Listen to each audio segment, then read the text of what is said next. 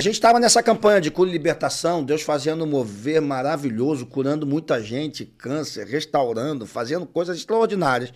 E esse irmão, de fato, como você disse, ele participou de tudo e já estava acabando. Isso já era o final da campanha, né? De cura e libertação.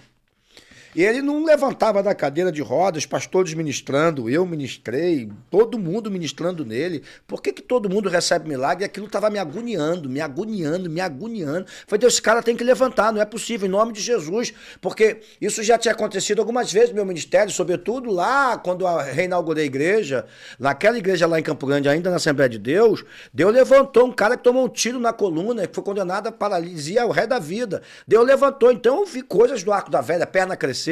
Eu falei, por que o senhor não levanta esse cara? Tem que levantar ele em nome de Jesus, se não por ele, por mim. Porque parece que a gente é desafiado e parece que a tua fé não chega, né?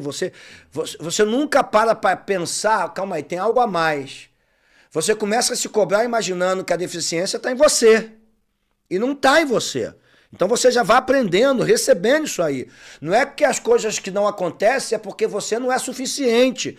É porque tem coisas ainda para acontecer que você não sabe e que Deus precisa fazer. E aí, nesse sentido, a gente, naquela guerra, de repente eu parei, e aí Deus falou comigo assim, ele não vai levantar se ele não perdoar o cara que colocou ele nessa cadeira de roda. Então pergunta a ele se ele quer perdoar. Porque se eu levantar ele hoje, ele vai lá e vai matar o cara. Porque esse foi o juramento que ele fez. O dia que eu me levantar da cadeira de roda, eu venho e te mato.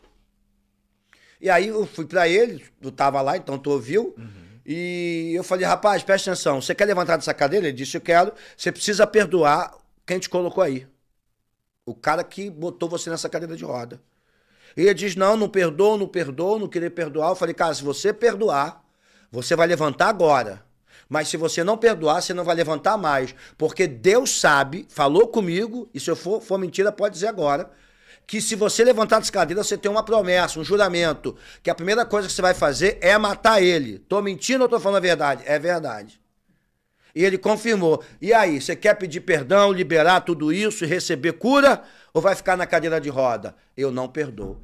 Ele escolheu ficar na cadeira de roda. Aquilo foi a coisa mais louca que eu já vi na minha vida. Ele ficou na cadeira de roda. Por não querer liberar perdão.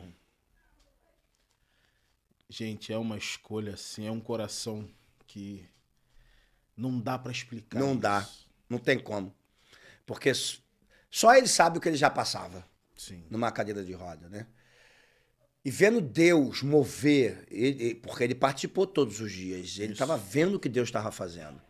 Como Deus estava curando, restaurando, libertando. E nesse tempo todo, ele jamais quebrantou o coração. Isso é o que me chama mais a atenção. Era meio que impossível você simplesmente estar na igreja e não sentir nada. Foi a partir desse cara, desculpa intervir, Nada.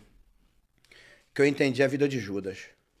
Quando Jesus fala na oração sacerdotal, em João 17, quando Jesus faz uma oração como se já tivesse tudo pronto, já tivesse morrido, ressuscitado e ainda nem aconteceu nada. Ele ainda vai passar por tudo, né? Porque a oração sacerdotal de Jesus, ele dá a planta toda, mas ainda nem aconteceu nada. Ele fala para Deus, nenhum deles eu perdi, exceto o filho da perdição. Esse cara que me acenou uma luz, a gente vai falar hoje não, né? Outro dia que me chamar, é bom que você me chama de novo para falar sobre isso, filho de salvação e filho da perdição. Porque, de fato, ali me despertou por que esse cara preferiu ficar entrevado do que levantar e ser livre. E aí me acendeu a luz depois de algum tempo, estudando, buscando esse entendimento sobre os filhos da perdição, que eles servem para cumprir um propósito, mas não fazem parte do reino de salvação. Judas andou com Jesus, não andou? Sim. Recebeu as mesmas oportunidades que todo mundo, não foi? Sim. E Jesus chamou ele de quê? Filho da perdição. Se Jesus chamou ele filho da perdição, ele era de quê? Perdição. Então isso é um fato. Agora, quem é filho da perdição? Não cabe a mim nem a você julgar.